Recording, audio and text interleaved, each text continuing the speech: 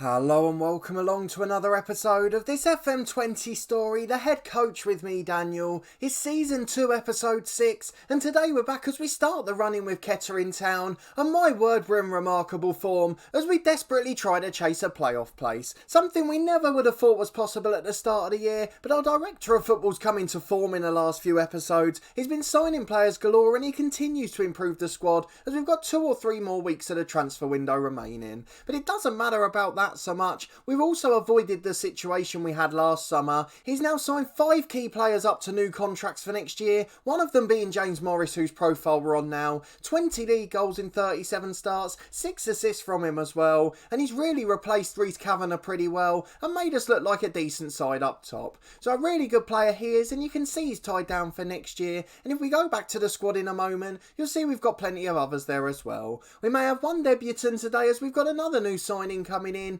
and we also got that central midfielder we talked about in the last episode. So before we have any spoilers and talk about our recent form, if you have missed any of the series so far, please do click back in the eye above to catch up. You can get up to date with this series and our other one with Dorking Wanderers, as well as a few other links as well, so make sure you go and check out all the content. A massive thank you to everyone who continues to support this series. I really do appreciate it. If you're enjoying it, please do put a thumbs up on the video. It makes such a difference to how well the video performs. And if you're new to the channel, then subscribe for daily FM20 content, 2 long-term stories rotating each day at 4:30. But let's go and have a look at the home screen, see how things have been going in the last month and a half, and I can tell you they've been going very well. We're up into 5th place, 2 points clear of the playoffs, and we're miles clear of that relegation scrap. In fact, it's already impossible for us to perform below expectations. We're going to be safe for the relegation battle. We're almost certainly going to be in the top half too. With 8 games to go, we're up in 5th place, and we're fighting to get a place in that top 7. So fingers crossed we'll be able to do so. We've really come on strong since these signings, and we've got one more to talk about as well, so let's go and meet him before we look at the results. A really good player and another central midfielder, Callum Maycock joining on a free in midweek, a replacement for Lundstrom, but we'd already got a loanee in, so this just means we're going to be even stronger. He's on a deal till the end of next season, as are some of our key players, so that's a really good sign for us moving forward. A 4-star ability, 5-star potential midfielder, played for Coventry in the Football League, Farsley Celtic in non-league. He's got a bit of experience at this age, and he's a more attack-minded central midfielder. A good player physically, he's absolutely brilliant in terms of natural fitness, a decent worker as well, and he's got a little bit of technical ability, so maybe someone special for us if we can get to the playoffs. But at 23 years of age, a really good player, plenty of potential to improve as well, and we've got him straight into our mentoring group to hopefully learn from the likes of Joe Scars. So a good sign in him. Elliot Goldthorpe did join. We mentioned him in the last episode. The director of football had a bid out and he joined us just in time for that Thursday game against Alfreton. He made an impact. He scored 1 and got 2 assists already, and he really has become a stalwart in midfield,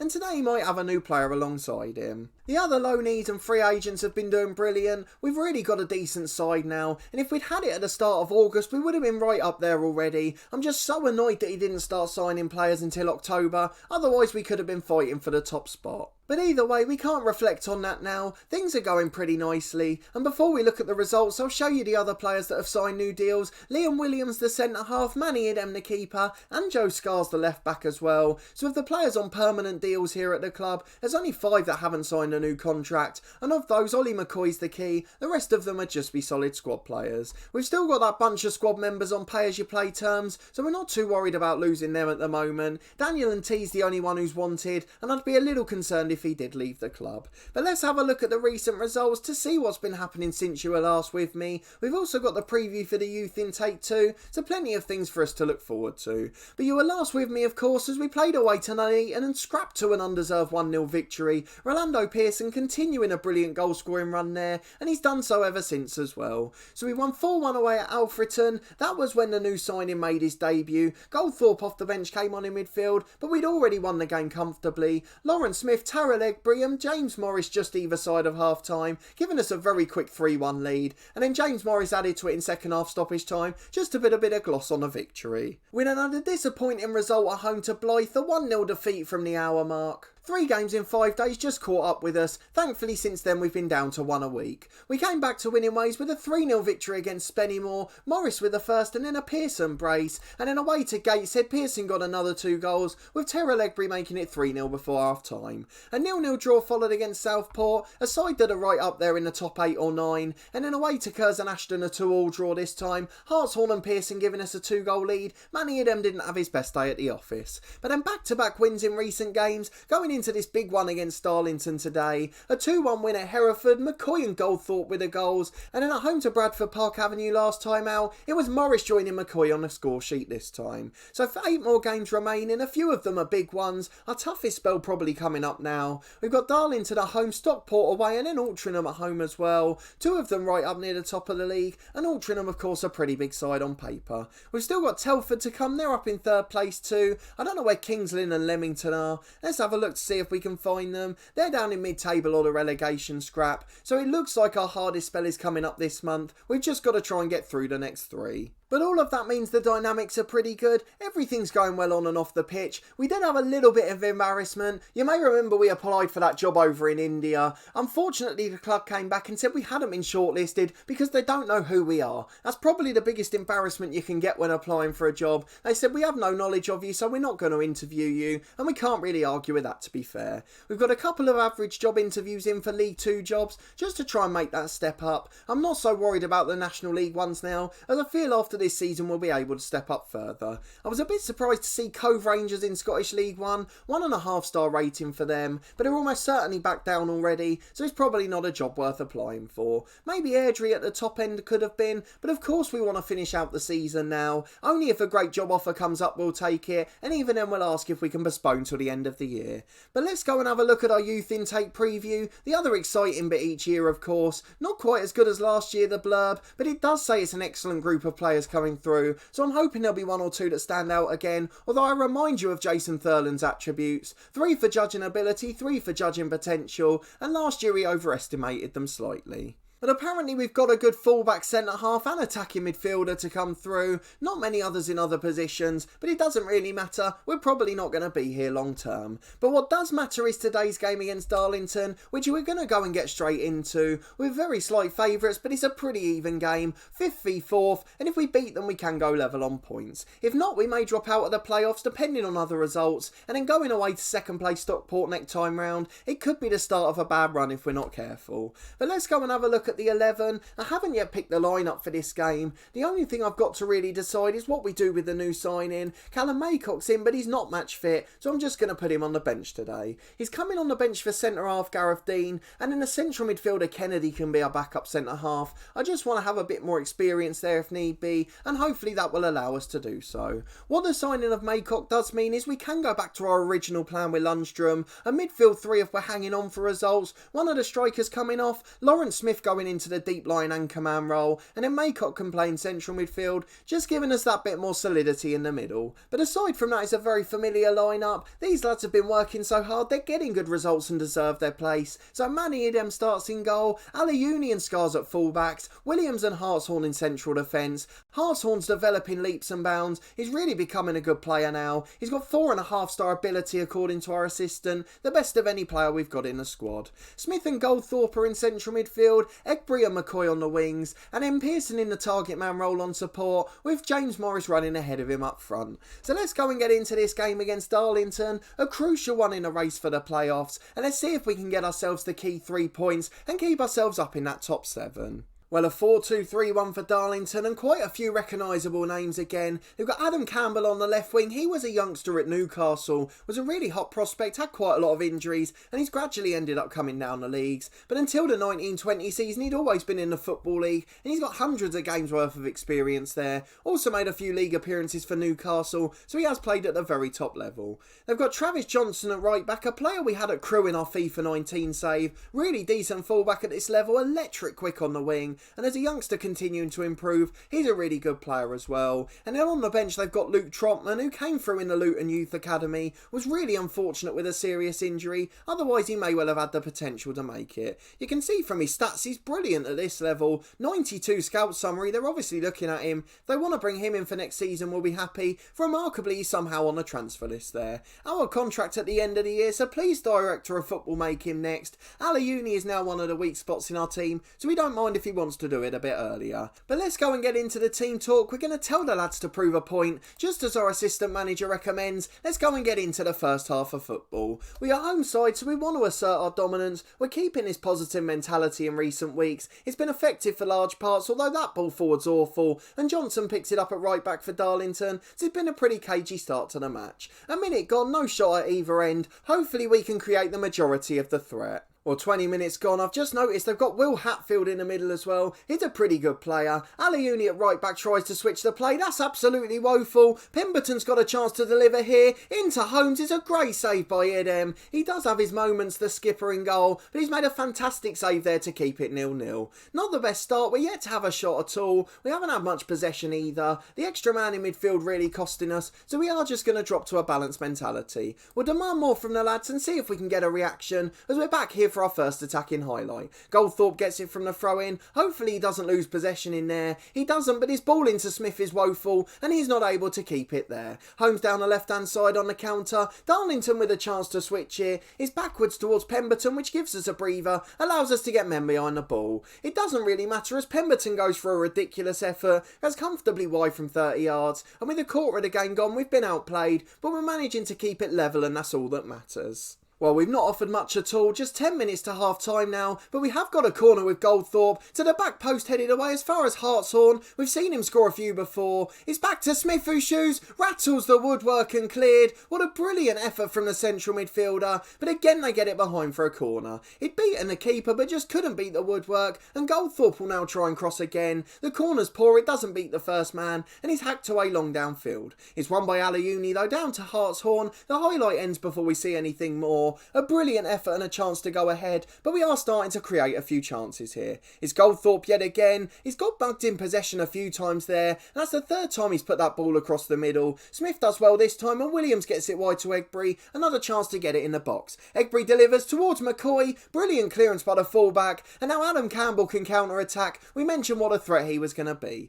Hartshorn holds him up, but he beats him eventually. Into Dudley on the edge of the box. Comfortably wide, we can deal with that all day, and with 5 to the break it remains goalless. Into first half stoppage time, it's a goal kick long downfield from Darlington, up towards our left back area. Scars loses out in the air, Williams brings it down for him though, and we've got another chance to counter. Long ball forward, Morris goes up, beats the centre half and he's in 1-on-1, brilliant run, the first one saved, and he taps it in on a rebound. We do not deserve the lead at half time, but James Morris gives us it, his 21st league goal of the season, and what a player he is to have here next year. Whichever league we're in he'll make a contribution, and he's given us the lead in a crucial game.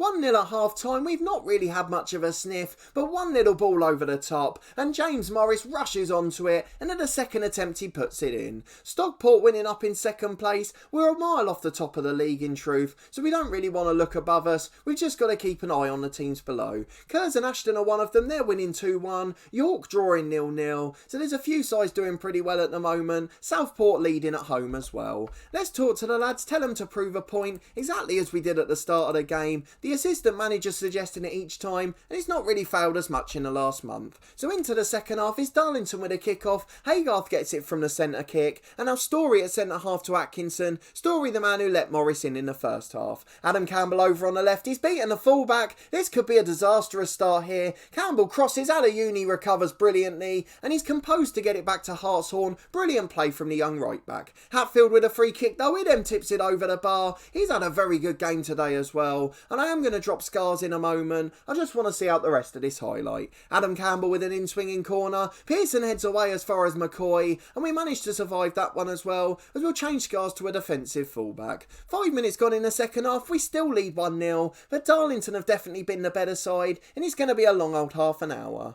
It's Hartshorn with a free kick 30 yards out. Oh, he's hit the post. The centre half with a brilliant free kick. Rattles the woodwork for the second time in this game. Smith with the thunderbolt in the first half. And now Hartshorn nearly did the same from a free kick. Just over an hour gone, we really needed to double our lead. We've not managed to do so thanks to a width of a post. And with a quarter of the game to go, we'll think about substitutions and maybe a debut for Maycock as well. Pearson's not having the best game, so we might go for that new tactic. We're going to take him down to the anchorman role, and he's going to be replaced by Lawrence Smith there, who's been playing so far in central midfield. So an anchorman on defend, just protect the back four. Pearson will be replaced by Callum Maycock. He can be a central midfielder on attack, and it'll allow us to get men forward a bit further. So central midfielder on attack for him, just giving us that little bit of impetus going forward. Morris will go in the middle as an advance forward on attack, and we'll get back into it for the last 15 minutes. Well, just over 10 to go. We're back with Egbury on the left wing. Back to Scars, the left back who can deliver. He's not managed to do so here though. And he's got it inside to Lawrence Smith. Over the top to Morris in one-on-one. Volleys it, but it's straight at the keeper. Either side, it would have been 2-0. And probably with it, game over.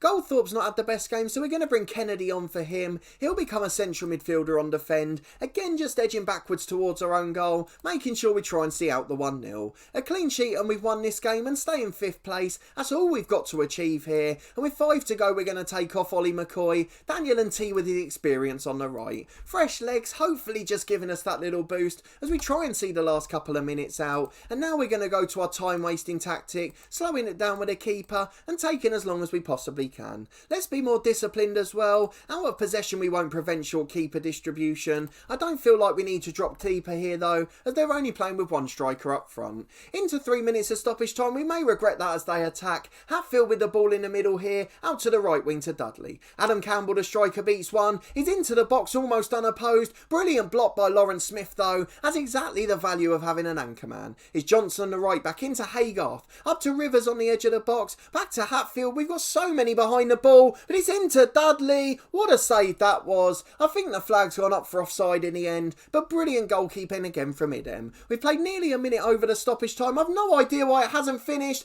Dudley's in one-on-one though. Idem gets down and smothers it. A bit of first touch, it would have been level, but what a brilliant moment it is for us to finish. Idem with the ball at the back, taking as long as he can. Big hoof clearance downfield, and the full-time whistle finally goes. Another crucial 3 points in the bag. A 1-0 win, James Morris with the goal on the stroke of half-time. Brilliant defensively as well. Liam Williams gets man of the match with a 7.6, and the whole back 5 were really solid. A great result, not the best performance, but we know that doesn't matter at this stage of the season. The lads are delighted and we cement our place in the playoffs, which hopefully we can keep till the end of the season. You can see there Kerrs and Ashton dropped points. They've gone down to 10th place. York didn't get a result either. What did they do? They lost at leaders Chorley and they dropped 4 points behind us in 8th. Southport did get a victory. They're into the top 7. Bradford Park Avenue snuck a victory as well. But we're up there in 5th, level on points with Darlington. And we can even start to think about getting a home quarter final tie. I think Telford are just out of reach. Chorley and Stockport certainly are. And Stockport in second are our opponents next. We know that's going to be a really difficult match. Chorley secure their playoff spot already as Maycock makes his debut for us, and it says in the media we were in control of that match. It certainly didn't feel like it from my point of view. If we go and have a look at the schedule though, I think it's pretty clear when we're going to be back. The last 2 games of the season, home matches against Leamington and Gloucester, on the back of 3 away games as well. We'll really know what position we're going to be in there, and I think it's going to end up being a very tense episode. We may even have a job offer before then, who knows? Doesn't look like it at the moment, but if we can get into the playoffs with this Kettering side, we'll certainly be getting job offers in the summer. We've almost completed our 2nd coaching badge, so that's going to be an exciting moment as well. Really boost our reputation this year, but it's going to be a crucial end to the season, and I hope you'll come and join me, as we'll also have a youth intake to look forward to as well. But if you did enjoy that crucial win against Darlington, as scrappy and edgy as it was, I'm certainly giving nervy tense moments here. Please do put a thumbs up on the video. Let me know in the comments if you think we'll do it, or will we fall away towards the end of the season. I'm interested to know how many of you believe and how on earth we've got here in the first place. It's been a rollercoaster ride this year and a really dodgy start. I just wish the director of football had acted earlier, as I really feel we could have been up there at the top. The squad we've got now is a really good side at this level, and it's got momentum going with it too. But after playing 2 months with the youth team, it's just been such a relief for us to get the motivation back. Subscribe to the channel for daily FM20 content from my 2 long-term stories.